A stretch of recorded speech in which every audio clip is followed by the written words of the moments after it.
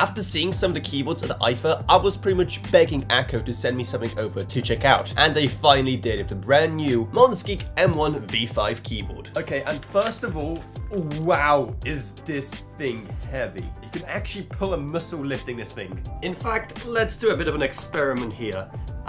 Yeah, you're not mistaken. That is 2 zeros right there.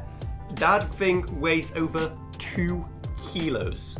Let's take a closer look at it here, and one thing I noticed already, look, is you can pretty much just pull it apart like this. So if you want to do some deep cleaning, whether you want to switch out the switches for something else, oh wow, literally all of it can come out. So you can really dig deep into this thing. As someone who also just likes looking at how stuff works, I mean, look at this.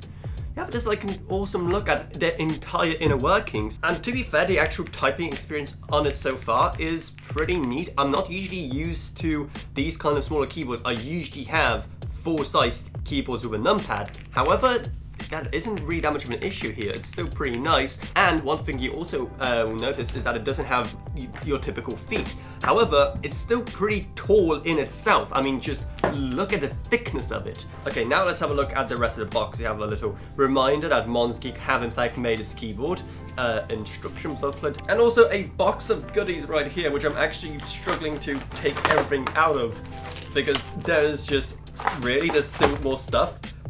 This is like never end. This is like a Mary Poppins thing. Okay, I think this is everything, and we have quite a bit to go through. First of all, we have entire additional keycap sets here, including these like little icons that you see. This is like a paw print. I have no idea what that is, like a flower.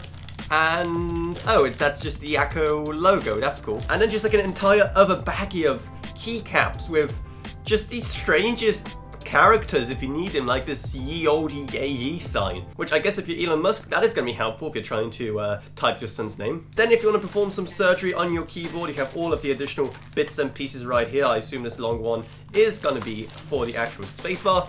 Then the cable itself, which this is interesting. It's half like this and then a half plain.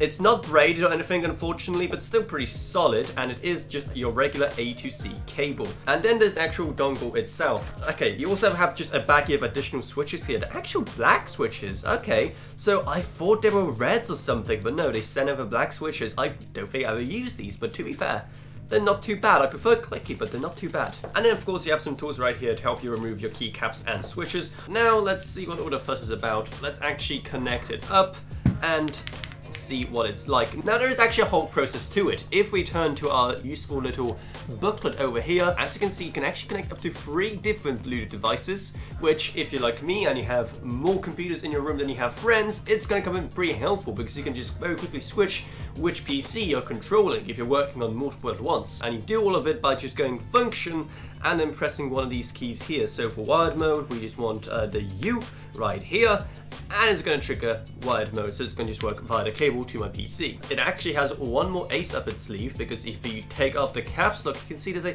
tiny switch under there, which you can use to also trigger if the internal power is going to be used or not. So definitely keep this handy so you actually know what you're doing and what you need to press. The RGB effect also looks pretty nice, and it is controlled via the VIA software, which is used by a couple of other things. So if you want to get this yourself, then our links to it will be up in the iCards and down in the video description below, where you're also going to find a Patreon, because even a $1 a month truly goes a long way. Plus huge thanks to Gav Burns, Justin Rage, Anna Ronyak, Wadash Wilka, Patrick Harrison, not a pseudonym, make some the shape Allcraft, and Level Up. But anyway, that's about it, so I hope you enjoyed this video. If you did, then remember to subscribe, like, whatever, and I'll see you all in whatever I make next. Goodbye everyone. Goodbye.